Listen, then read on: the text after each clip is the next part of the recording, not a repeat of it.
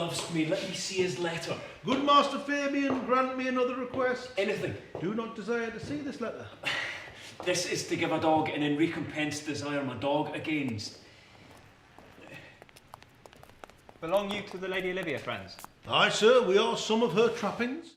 At the beginning of Act 5, we see Feste about to deliver the letter to Olivia that has been written by Malvolio in his prison cell with the aid of a candle, some paper and some ink that Feste has given him. And we can only speculate about what might be in that letter. Presumably it is going to be a complaint.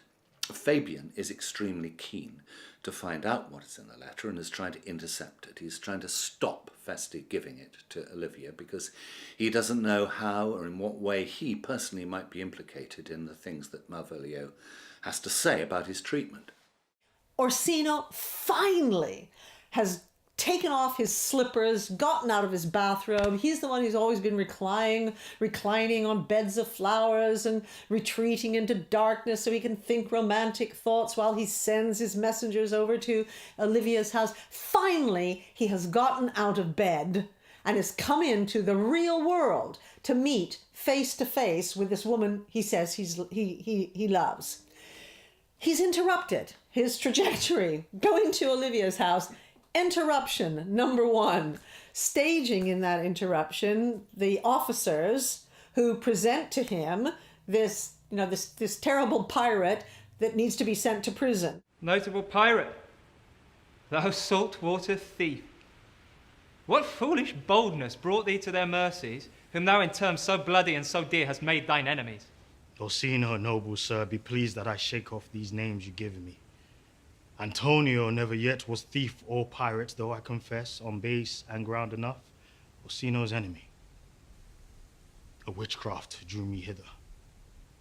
That most ungrateful boy there by your side, from the rude seas enraged and foamy mouth did I redeem.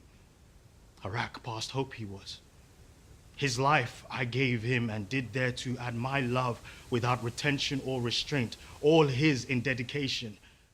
So we have, instead of love story, we have, oh, wait a second, we have a trial, mini trial here of Antonio.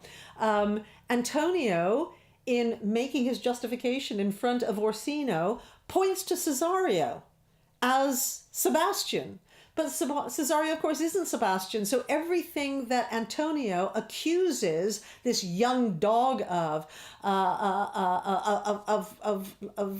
lacking loyalty, of all of the things that he says are terrible about how this young man has behaved, Orsino is perplexed by. Viola is completely perplexed by, but all of that is shoved aside as enter Olivia. But crucially, what we see played out in that, as it were, episode before the entrance of Olivia is a tragedy of betrayal. Antonio knows that he gave his love to Sebastian, and Sebastian now, in front of the Duke, is repudiating him, is refusing to recognize him, is refusing to love back. Betrayal. Terrible. For his sake did I expose myself into the dangers of this adverse town, due to defend him when he was beset, where being apprehended, his false cunning, not meaning to partake with me in danger, taught him to face me out of his acquaintance, and grew a 20 years removed thing while one would wink, denied me mine own purse, which I had recommended to his use not half an hour before.